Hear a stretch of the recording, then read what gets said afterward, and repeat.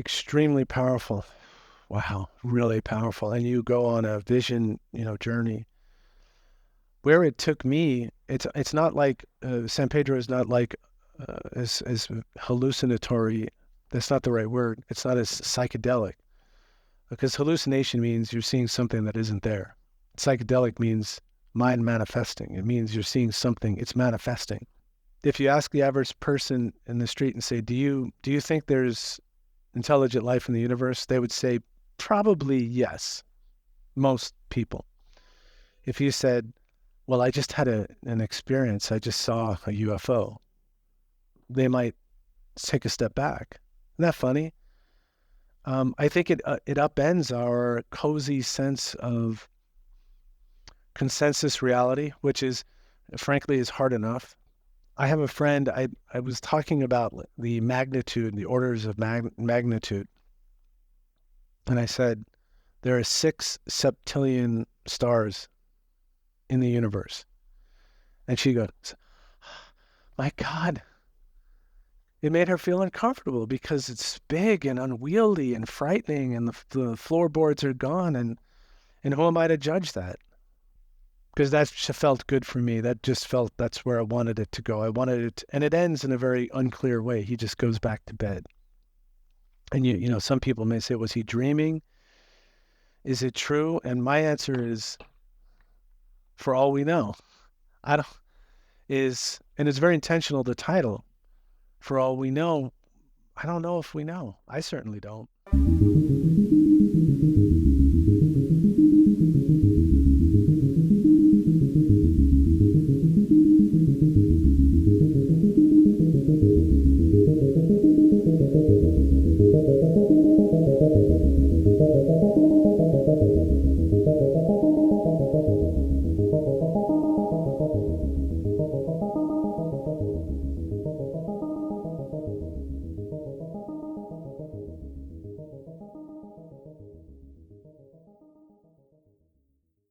Well, first of all, thank you for having me on. I really appreciate it. I've watched your interviews, and they're super smart and interesting, so I'm really privileged to be on. First and foremost, I'm a writer, so I'm an author, and I have written a few books of speculative fiction. My current book, For All We Know, is a fiction novel. It's based on real events as well. It's a hybrid of confabulation and real events. I'm also a music journalist, so you probably saw a thread of music throughout the writing, and for me, it's an important, I'd say, a modality just for making contact with the other, and that other, by the way, Marwa, can be us as well. So yeah, that's just to give a brief overview of who I am. So I'd like to thank you for the book. I think it was really a delight to read this book. And first of all, I think it was very interesting, the style of writing being light and combining, of course, since you mentioned fictional, I was asking myself all the time which is real and was not. Maybe that's something was interesting to leave it to the reader, like which part's true and which is not. Also, you have this kind of mix from your childhood and upbringing and as maybe a Catholic household.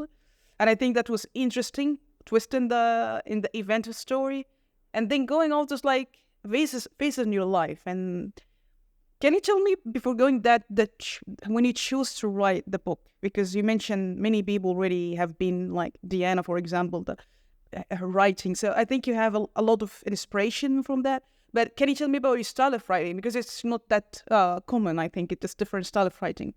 Well, thanks, and that's a great question. So I wanted it to be, I often write very conversationally. So even when I do music journalism, I try to make it digestible, palatable to the reader. One of the reasons I chose, there's the arc of a life. So this book is really a spiritual journey. Someone asked me, they said, well, what's the plot? And I said, does Dante's Inferno have a plot necessarily, or Joyce's Ulysses? It doesn't have, maybe in the traditional sense. Also, there's agenda with regard to, yeah, it's based on experiences that I had. You'll notice the narrator is doubtful. He's not completely trusting. And, it kind of ties in with the meta theme of For All We Know. He has a rough and tumble experience.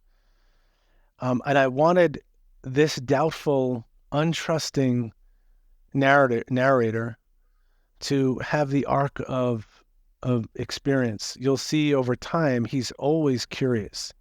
He seeks out spiritual guidance, and then he's cautious and maybe disappointed.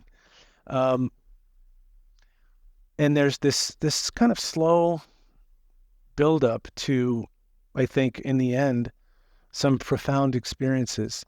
I think when you experience change, so as a writer, as a writer, I'm writing for a reader who this is what happened here, and then this changed. So this person, this narrator, it doesn't know anything about nature, for example. He's a city kid. Just so happens I'm a city kid. New York City. The trees grow in the nooks and crannies in New York City. We do have trees, but they're not. It's not a state park. But through organic experiences, he has this awakening of noticing the natural world. And I also wanted to make a connection of there's the terrestrial world and the extraterrestrial world, and that connection between them. So, we're out there using telescopes, using devices and technology to look out there, but there's so much right here, and we're not observant of it. So that's kind of part of what I wanted to do as well, is to show this awakening, that spiritual awakening to the living world, to the world around him, and to the invisible world as well. Mm-hmm. So maybe if we're going to the beginning, because I think anyway the way I write about childhood and the religion connection, I think it's still relevant for many of us. This debate about like being in this earth and terrestrial and extraterrestrial. Before going that, I'm curious about the connection that you made, maybe from your own experiences. You mentioned in the beginning the spirituality, the awakening, and also you make a touch on the music. And can you tell us this combination when you try to think about these stories and to entice the reader, like how you mix this reality with fictional, with the it's just in general the style, how it easy or difficult to make a story that leaves us to think about is it real or not? What is the messages, I always find that the universal is found in the particular, and that's Aristotle, not me. So if you can get to a really granular level, and I can take you on a journey through an experience that is very palatable, you feel I've been there before. I'm certainly not trying to deceive anyone. It's a fiction book. So you mentioned the Catholic connection. So those things are very real. I would say from an ideological point of view, I never really connected with some of the ideology of Catholicism. But what I always connected with was you walk into a church, the music, the profound space, the stained glass windows, the church music, which I still love, Palestrina, and so much of Western music comes from that, the polyphonic structure of Palestrina's music. So those things were very real. When I opened up with seeing the UFO, that is fictionalized, but I wanted to set the stage for these kids. They're city kids. They're on a rooftop, kind of derelict kids in a precarious situation on a rooftop. You can't do that anymore. And kind of flinging coats up and down, from the 6th floor window. So just below the rooftop. His friend the squid is real, like squid. Is this a real friend Yes. or fictional? He's a composite. he he's a composite. Yeah, he's a composite because a few things I'd written previously. My friend Lan, and when I first started writing, to be honest, I started writing and publishing. I started to get published, and I hadn't yet expected to get it published. So I began submitting my writing, and then my friend Lan said, you're telling all our stories. And so at some point I got to a place where I also, for the purposes of the narrative, I wanted to create a composite fictionalized character. So there are things that aren't true of. There is this friend that my best friend still. We grew up in the projects of New York City. We talk all the time. We're still very close. It's not quite exactly him. It's a shadow of him. But I did want to give him some anonymity, uh, so that his mother doesn't know and his family doesn't know, and and just as in the spirit of, as a writer, to have the latitude to not be constrained. I've written memoir. This reads like a memoir, you probably felt. And I wanted it to have that feeling of a memoir, but I didn't want it to be bound by uh, having to be factual. So I want to go for again the childhood. That's maybe in general like connection of religion and something outside of what we see in our life. How do you see? For me, I think that's dilemma. If we have the religion, like you mentioned, like Catholicism here, and we speak about something maybe extraterrestrial, I think that's a debate. Like, are we alone, or is there something intelligent out there? And you speak about your trip in France and when you were young, and these experiences. Can you tell me about this like debate between as a human and we feel like there's something bigger than us? There's something beyond religion. Yeah. Yeah, great question. I wrote a book called Falling from Trees. And in that book, it's a collection of short stories. They're speculative, philosophical stories. And I would say that I take turns in the stories proving religion to be false, and then also proving science to not be complete. So I'm this is an important theme, I think, throughout my writing. And I think that the way that when I look at the Catholicism that what it is for me, even going back then, I always felt a profound connection to the imagery. I always felt a profound connection to the inexplicable. So, for instance, God is God, the Son, the Holy Spirit. It's kind of inexplicable, almost science fiction, as opposed to the sermons that you would hear at Mass. So sometimes I would hear sermons that I can't say I agreed with what was being said, the morality being offered. But I've always connected with, and I think there's something in Catholicism, it's the Pontifex Maximus. So the Pope is the bridge to the ineffable. And Kant had that, that the critique of pure reason. So reason can take us so far, and then there's a kind of chasm of unknowability. I feel very comfortable in that space, and in a lot of the writers that you and I are probably reading and wrestling with, people like Bernardo Kastrup, people like Jeff Kripal, Donald Hoffman as well. So I feel that the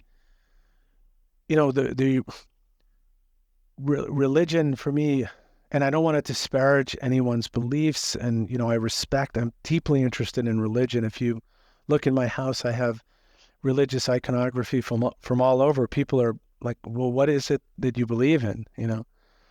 I respect belief. I think what I don't feel comfortable is belief with a cudgel, cracking you on the head with it. Um, you know, I connect with the mystery, and in that respect, Catholicism offers us a mystery, and I think the most religions do. There's that deep respect for what cannot be known. But it's really interesting. But I still didn't get the answer when you speak about the UFO in the book, for example. There's something out our space. So and religion, I don't think they speak about this thing explicitly. Like there's something maybe out there. Do you personally like beyond the book? Do you think there's conflict between the two? That's a question, maybe. I think a valet has written, and folks after him, that there's a parallel between the experience of something miraculous happening in the heavens, an apparition, and this can be in various forms. It could be a fairy vision. It could be a Marian apparition. It could be a chariot in the sky. It could be a UFO. I mean, people have these experiences. There is no doubt that people have them, and they're ubiquitous across culture and history. And since I've gotten into this topic, I've gotten a lot of contact from people, and actually I'm working on another project, and people have trusted me with their stories, and they're impassioned stories. And you can tell. There are people that you just can tell that there's integrity to what they're saying, and there's an honesty. So yes, I think there is. I firmly believe, for all we know, and that's the theme of the book, there are things we just don't understand. So we have a limited cognition, and maybe it's beyond our ability. Some things are beyond our ability to comprehend, maybe forever. I'll give you one simple example. Have you read Donald Hoffman at all? I had him in the podcast, but I didn't read. It was 2 years ago we had him. Yeah. And he spoke about the reality and what's maybe headed for us. Yeah. Right, and I love his analogies. Now I'm taking an analogy. I've made up my own analogy because his analogies were with interfaces on a desktop. But as for example, so when you say, there's this whole world of things we cannot comprehend, is how I feel. They seem to occur. They seem to pop through the floorboards. Maybe they somehow materialize in our world. Well, as an example. From an evolutionary standpoint, when a person, when people come together, you find someone you fall in love with, right? In your mouth, there's a whole biome in your mouth of bacteria, of fungi, of there's a miniature world in your mouth. You probably don't need to know that when you're recording. That's from an evolutionary standpoint. There's truth information that is not furthering you along the path of doing what we need to do, which is eat, obtain food, obtain shelter, procreate. Not everyone needs to do the latter, but these are things from an evolutionary perspective we're designed to do. So in a similar matter, where there are these things that occur, they certainly occur because all you have to do is look at the literature. I don't think we understand them. Kastrup has his idealism. Donald Hoffman has his, what does he call it? Metaphysical realism, I think he calls it. So Kastrup says everything is mind, everything is consciousness.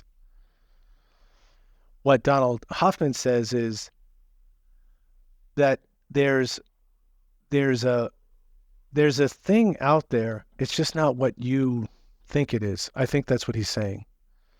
So there's a universe out there.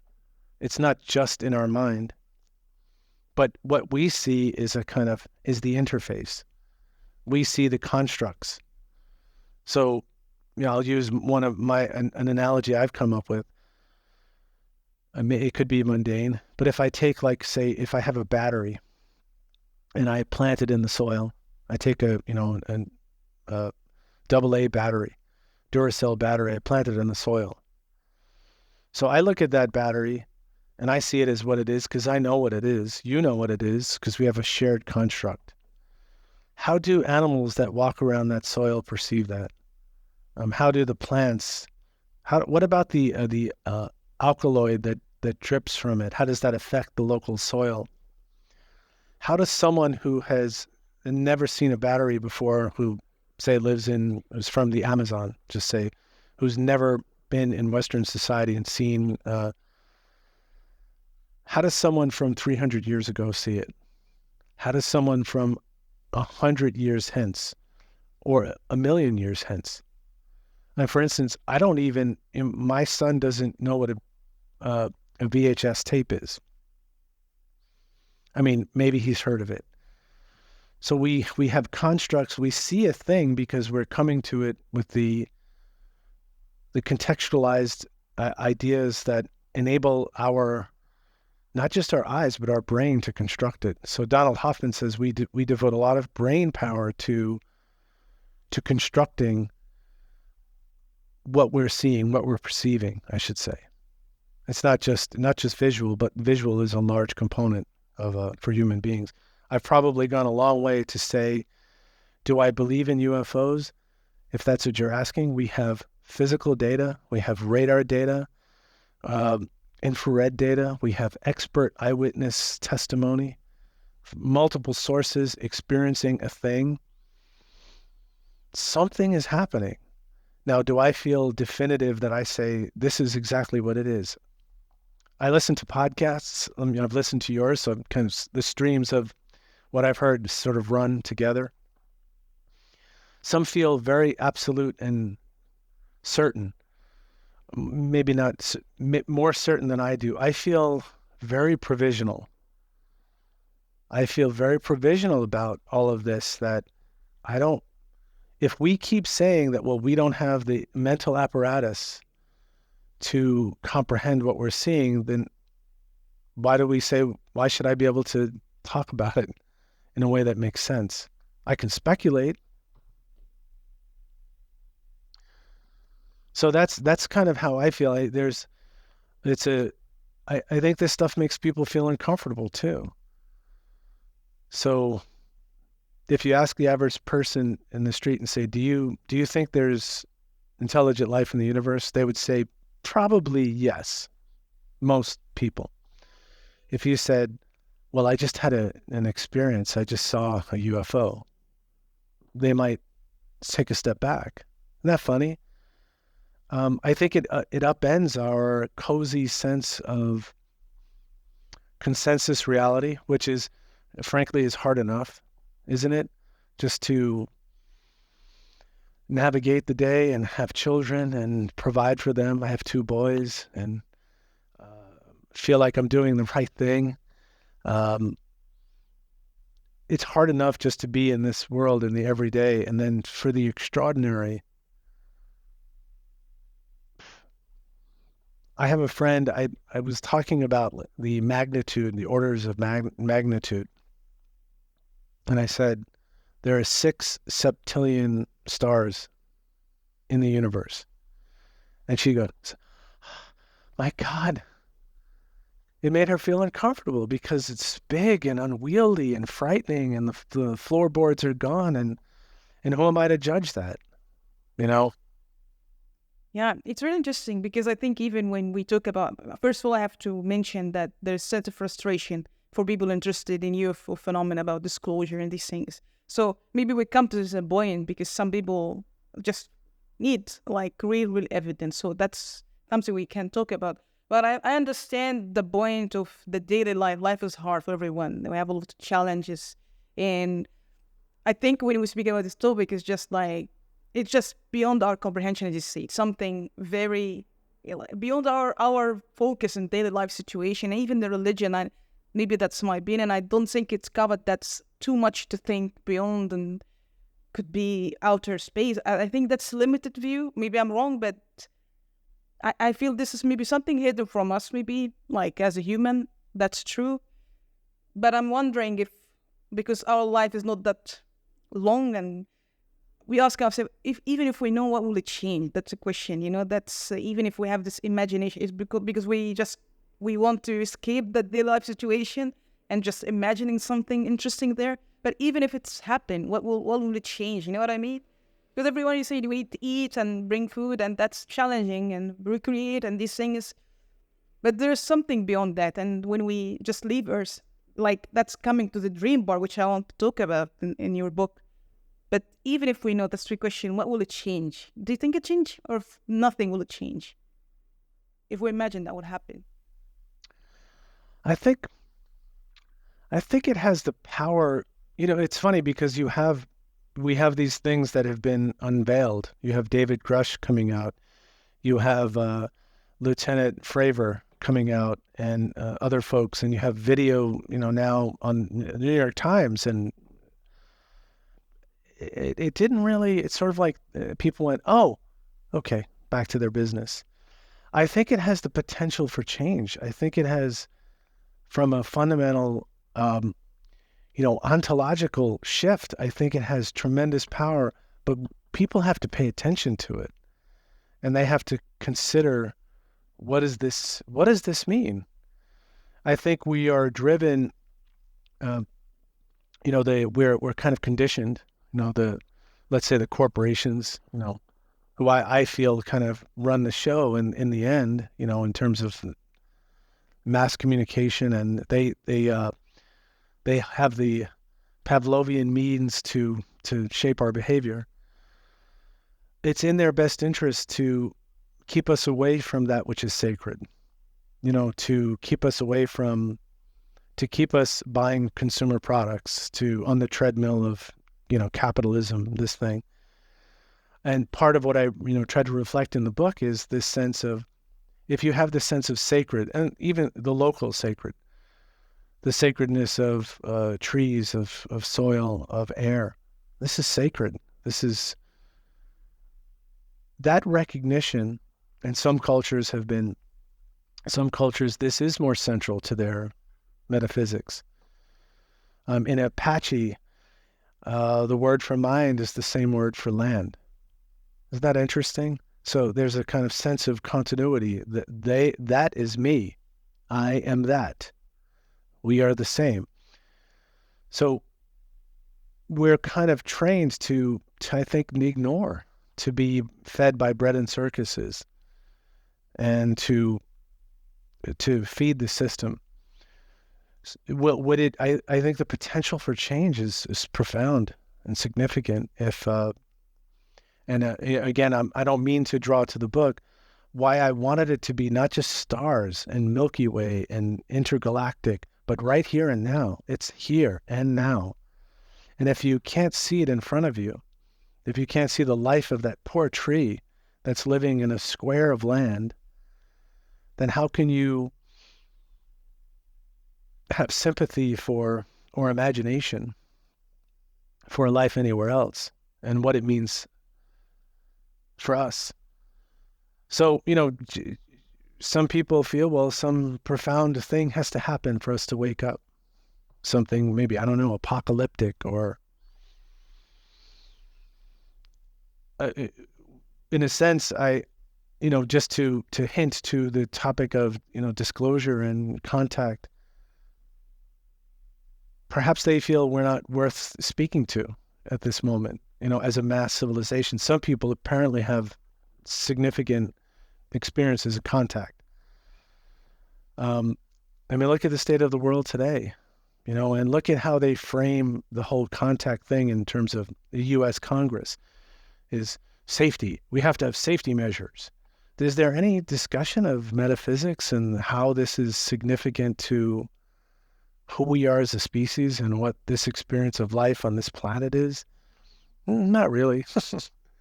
It's keep our pilots safe, which, yes, of course, too, that to me, it's missing the big picture.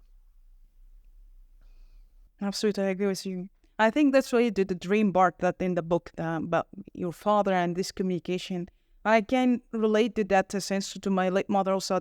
We had a couple of dreams, not about UFO, but it's just what happening in the other world. Which is, I'm not sure if it's real or not, but I think when you write in the book, it was really interesting. Also, you mentioned you have the book, I think, the dream note. Can you tell this connection here with the dreams? Yes. Well, yeah, I read a book a long, long time ago, Patricia Garfield, I think it was called. I think it was called Creative Dreaming. It was my foray, and I'm probably 17 when I read the book. And she talks about lucid dreaming. She talks about lucid dreaming from different cultures, in fact. And what that was my introduction to it. And I began to practice and to play with lucid dreaming. And then I read more books about it, and I tried to use some of the techniques. And this carries forward to, other things that, in things like remote viewing and other practices that are highly sophisticated. But I also connect to, yoga. It's dream yoga, so Tibetan dream yoga, and this idea that you want to become conscious in your dreams so that you become conscious in your daily life, right? So the word Buddha means awake. Awake. Am I awake? Am I awake? And it sort of ties back into what we were just talking about, that even in our just keeping our eyes on this terrestrial planet, we're in a kind of state of dream in a sense, but to be awake. So get out of our, what am I going to do tonight?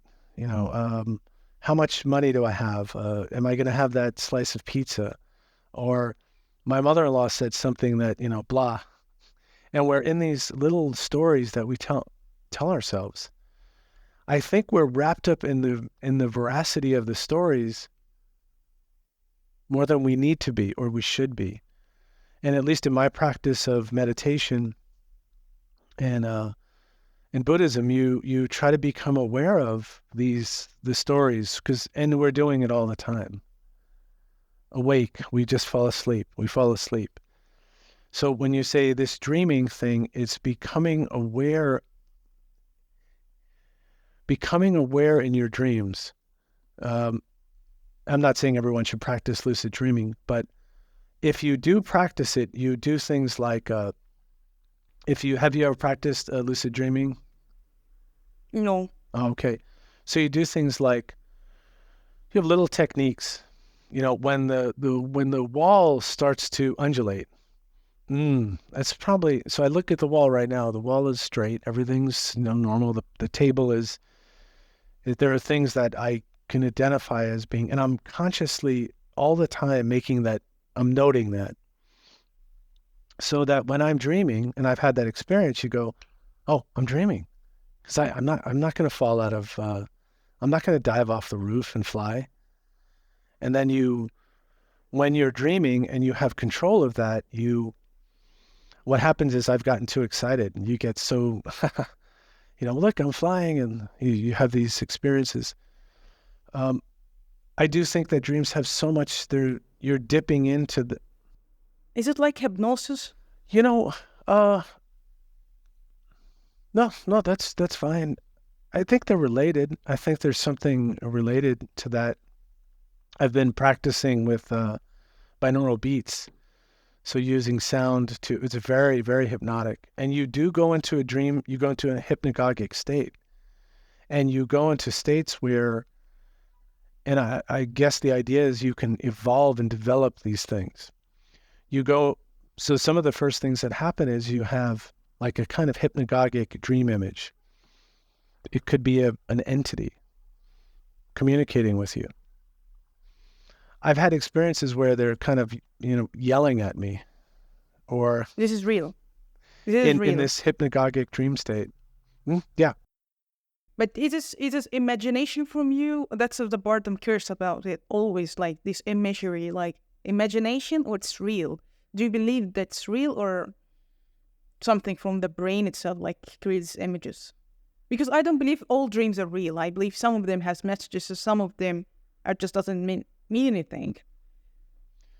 Well, I've read Robert Monroe, the Monroe Institute did, deep research on this kind of stuff, and not just him, other folks as well. You have different ways of making contact with you just call them the beings. So Robert Monroe talks about these using binaural beats, which is having two frequencies. You have a frequency in both ears, but they're going at different kind of oscillations, and it creates a kind of it creates a trance state. And so Robert Monroe chronicled these things where he would have these encounters with beings like people experience with UFO encounters or religious apparitions, and these beings would give him instruction and guidance. So when you ask me, do I believe that that's real? Yeah, I think I'm not going to say it's fake. I think those are things that are occurring. Now, you can get into the brain chemistry, you can get into the kind of physiological and all of that.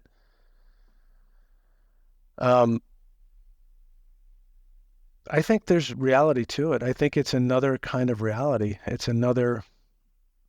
I'm more in line with Jeff Kripal when he says it's not a matter of either or, it's both and. So for example, when you you take a sacred plant or a psychedelic substance, these things are pretty real, and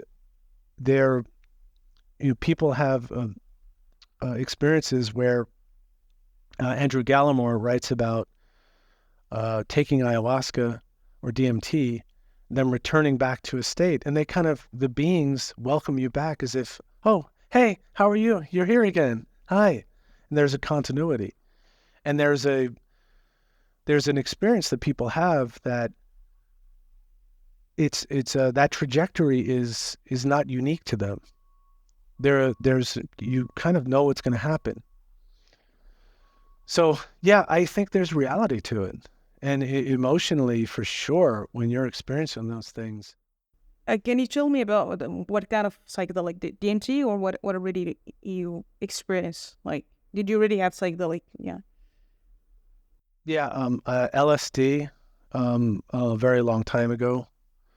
Then mushrooms, both a long time ago and more recently. I was invited to a ceremony. So as part of being a journalist, I was interviewing indigenous Americans. This was a couple of years ago. And I met someone who said, we became friends. We've since become friends. And he said, hey, there are folks coming in from the Amazon. There's shamans coming in, and they're having a ceremony. I would like you to come. And so I went with my wife. I'm going to probably get in trouble for saying that. And because these things are Schedule 3 still, illegal drugs. So that's how the United States frames it, But we went to this ceremony. It's a San Pedro was what it's called. And it's an alkaloid, like it's related to mescaline. And so you take this substance, which is very sacred. All of this is framed. This is not playtime. It's not, we're having fun. It's the shaman commences the ceremony with a deep respect, this deep respect for this plant that is a teacher, that we should feel humility towards, because it's also very powerful as well. And the whole thing was guided by this feeling of love and compassion and connection to the earth and gratitude.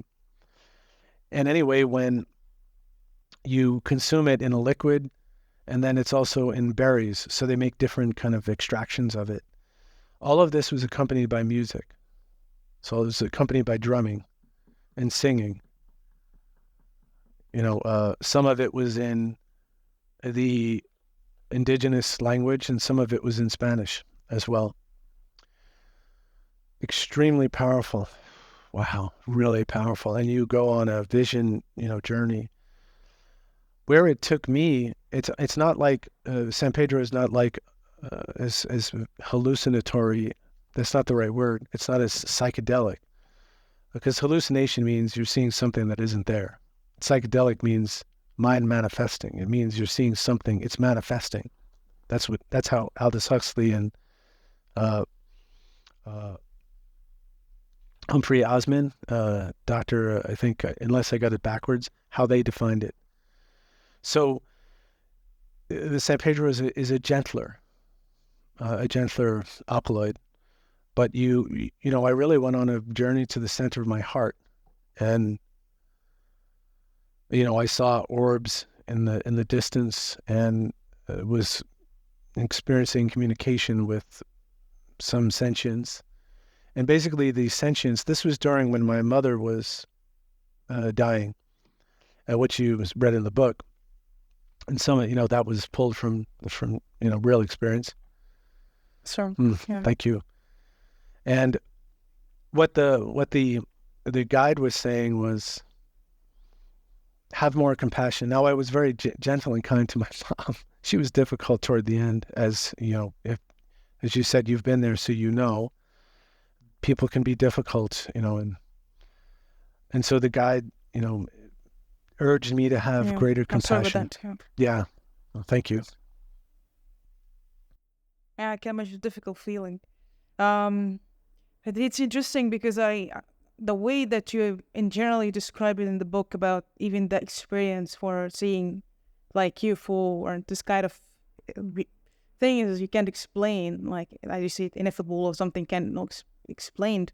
The description itself, can you tell me, because you feel like it's no fear, like I like a description, how you describe things, and I'm not sure if that's the way you choose description that based on real stories, like the real experience, the feeling, because I can see that's happened to real people, but I'm curious when you choose in the book this experience with such like UFO or sentient being. Yeah, I think the people have as experiences as various as people are. I think some people will have experiences that are terrifying, and I don't know exactly why. But some people will have beatific visions. So some people have abduction experiences, and they're not pleasant. There are nice dogs, and there are dogs that aren't nice. There are nice people, and there are people that aren't as nice. Why wouldn't that be true elsewhere? And is there one kind of being that we're encountering? Is there? Probably not. Probably just given the magnitude, the size of what the visible universe. And maybe when we say the visible universe and we're talking about the sizes of the universe and where beings come from, maybe we're using a simple, Newtonian mathematics to describe something that doesn't even apply. What if there's dimensions, as physicists are saying, suffuse our current, our dimension. So it's not so much out there, it's right here. So who's to say? I chose to be, so I had some terrifying experiences that were described. There was one sort of psychedelic experience, and there's an encounter experience. And it's terrifying because I've had those too. I didn't want to paint it where it's just this, I'm in the fields running with butterflies, and the beings are holding me. And I do have great compassion for people. I've had first account stories that people have told me, and they've cried.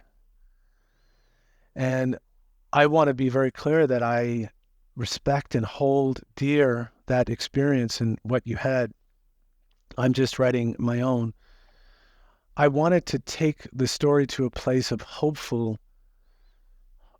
transcendence.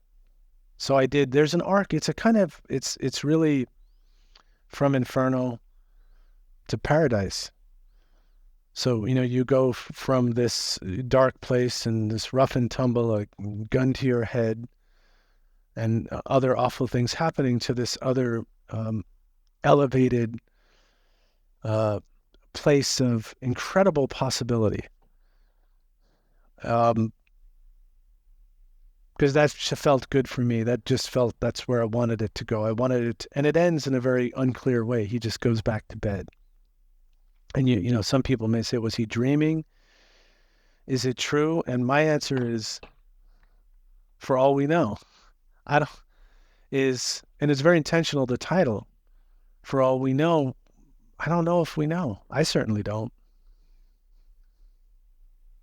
Interesting. So since it goes then, maybe I have a few questions. Maybe the collection of the stories, like when you choose the different stories, were you intentional about it, like how it come to you, like intuition? Can you tell me about the correlation this to choose like trees and UFO, this kind of combination, fungi and the yeah. Yeah. Well, thank you. So some of them, so I wanted to, one thing that there are liminal spaces that I wanted to touch on. So first of all, death. Everyone, I mean, most adults have had some experience. You've seen someone, you've had that experience. And when you're up close, it's the deepest mystery. It's the deepest, and that has the opportunity to connect you to something. That someone is here and then they're not. And where did they go? So there are some things that I wanted to use the notion of there's the opportunity that everyone has every day to make what the impossible possible. There's opportunities we have every day to connect with. So in dreams, everyone dreams. I mean, they may not remember. So why I chose I wanted to have, first of all, kind of chronological. So I wanted it to have an arc of journey. I chose things that have something intense is happening. There's a climax. So for instance, having a gun to your head, which by the way, I did have a gun put to my head. And if that doesn't put you in a spell, then nothing will. I mean, it just, I couldn't speak. I went into a state of shock. But those states of, what I was trying to express is those states of shock take you to the edge. They bring you close to that which is not explainable. So there's that continuity that you'll see, I hope, was made, that these opportunities, these climax moments connect us. There's a portal to a bigger door of experience, of, call it consciousness. Did I answer your question though? I don't know if I went off the rail there. No, I think I think no, I think you touched on a really interesting point, and as you mentioned, we have this experience, and yeah, I can relate to that too much. I'm a bit sensitive, not sensitive, but it's really hard thing I can imagine. So anyone listening already had this experience, and I'm wondering, because it seems to like let's come back to something hidden from us, something we don't know. Just this kind of question. But I'm not sure if it's helpful for human just to be reminded always about this, because I feel like there is fight between life experience and like imagining the sun every day and how it's beautiful, and then you then see that. It's just, I don't know, it's just crazy, to be honest, to think about that, and terrifying as well. But yeah, I'm not sure if it's related to something like, as you said, like awakening. What awakening mean? Because we indulge it in everyday situation, like, and when we think about this topic, it's just like, it's not traditional, you know. I'm not sure that's, we are designing in a purpose to be that, and when we awake is what will it change? Because it seems difficult for human. I don't know if you understand what I'm trying to say. Yeah.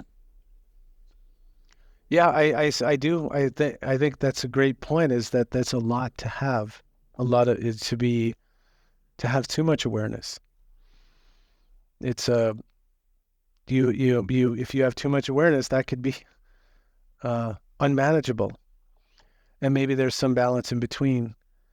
Uh, but what I wanted to sketch out was something that was very believable. And as a writer, I think it was Tolstoy said that, everyone's family's happinesses are all the same. It's the tragedies that are different, that make them different. And we latch on to, it's very hard to describe bliss and joy. Very hard to describe that. If most people don't read the Paradiso, Dante's Paradiso, because it's too light and airy, and they latch onto the Inferno because that's where the tension is. So as a writer, I have to create some tension to keep you reading.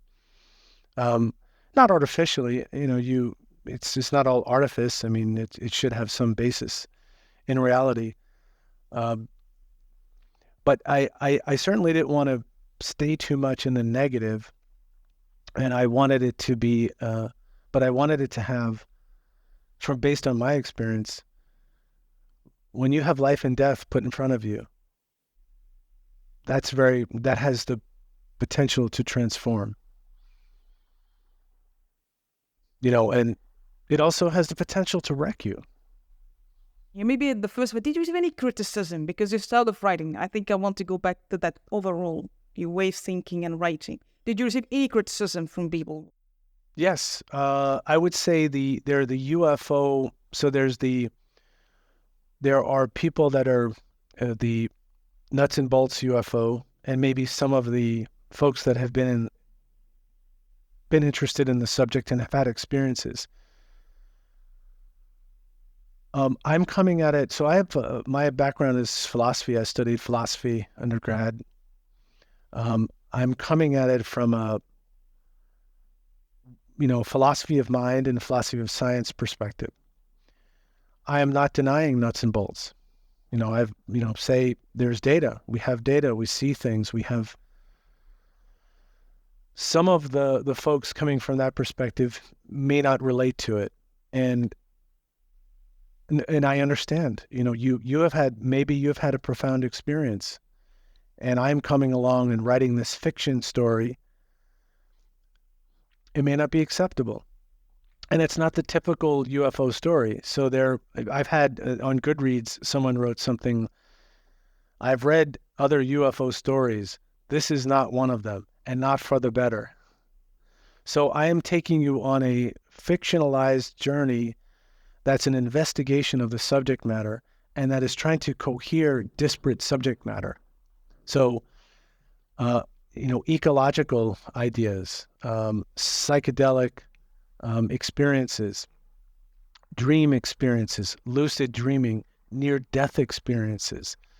So I'm constellating this subject matter around the hub of that central theme.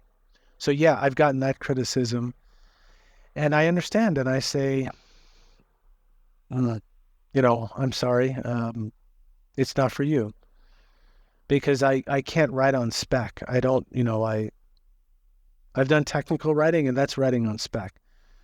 This is not that. But I have met people too from MUFON, so Mutual UFO Network, that have read the book and said, man, this is UFO literature. This is something new and different, and I like it. So I think you're going to have different responses. I'll cry if people say it's terrible, but I'll live. I'll move on. It's a good job criticism. I think it's just some people doesn't agree with everything, so it's a new style of thing. That definitely sure, but it's enticing. It's really enticing. I think it's unique. Let's say it's unique style of writing and storytelling.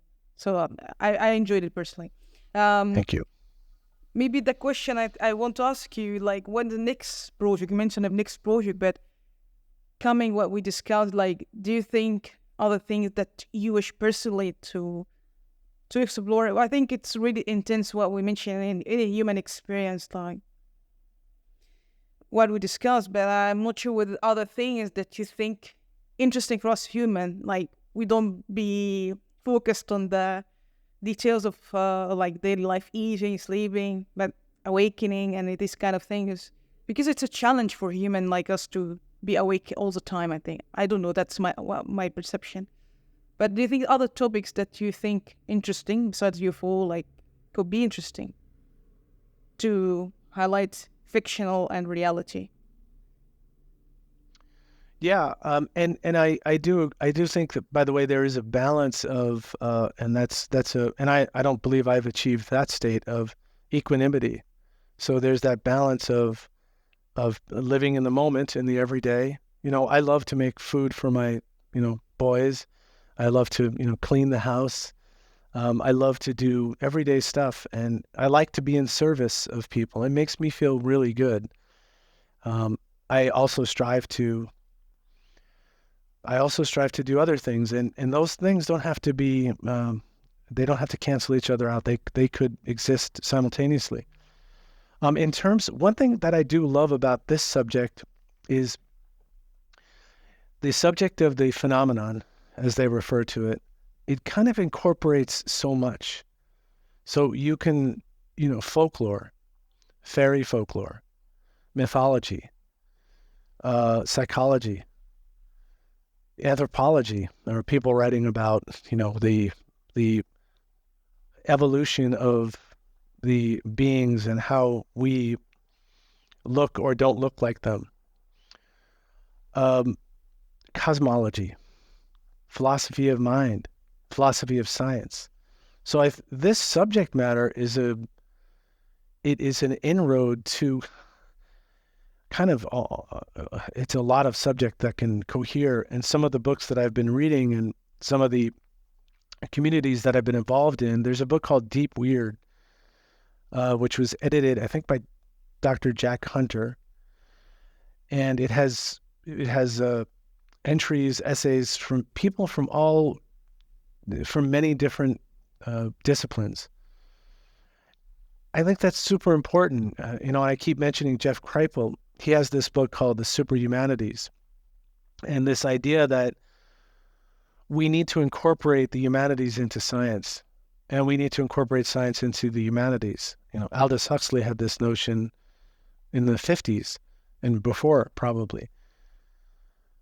So my project, or where I'm going with all of this, is I'm in a deep reading. The piles of books is, as I think I mentioned in For All We Know. I mean, this is the true thing. This deluge of books is super stimulating. So I'm writing something that's on the subject of music and connecting music to the phenomena. I'm a musician. I've done music journalism. I have a book that I wrote that was inspired by bluegrass legend Peter Rowan. So I'm deeply interested in everything about music, from the folklore to the structure to how we interact with it on all kinds of levels. The states of consciousness, of mind, it could transport us to, from. And also, it's a great subject. So instead of, I see some of my UFO friends, it's UFO, UFO, UFO. Can you open the topic? Make room, include other things too. Now, I might get scolded for that. I can't help it. I follow my interests. They are true. They're authentic.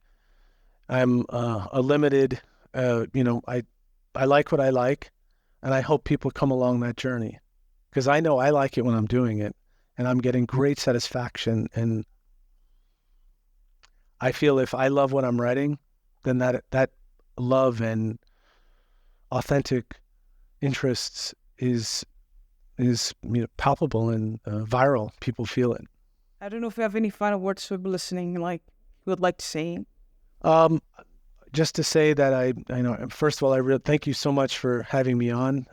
It's really, you were very generous in the way we went about this too. So thank you. I appreciate that. And I hope people read the book and enjoy it. If they have questions, they can go to MikeFiorito.com. And I've gotten a lot of interesting questions, and I'll do my best to correspond. But thank you so much.